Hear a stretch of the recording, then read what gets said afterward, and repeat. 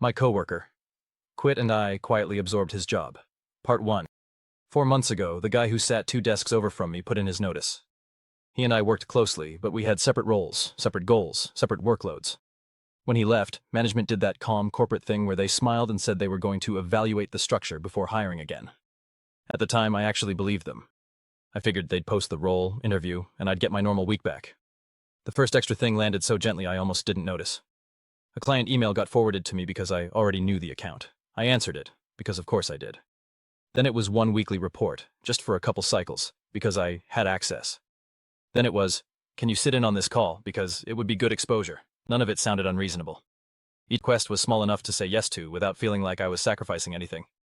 Except I was. I started noticing my mornings getting tighter. Logging in earlier, not because anyone demanded it, but because if I didn't, the flood would bury me by lunch. Then my afternoons turned into a constant shuffle of meetings. My calendar looked like someone poured gravel into it. 5 minutes here, 15 minutes there, always running behind, always catching up, always apologizing for being late to the next thing that wasn't even originally mine. The weird part is nobody ever said, "You're taking his job now." No big conversation. No paperwork. No official plan. Just happened in pieces, like a slow leak in a tire. One day you're fine, then suddenly you're driving on the rim and everyone acts like it's normal. By the second month, I was tracking metrics I never used to touch.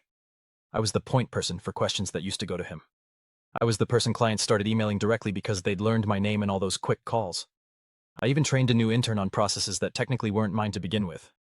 I'd be explaining steps while thinking, why do I know this so well?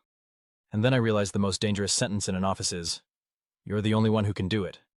Because once you become that person, saying no feels like breaking the whole machine. And I could feel myself turning into the replacement without ever agreeing to be one.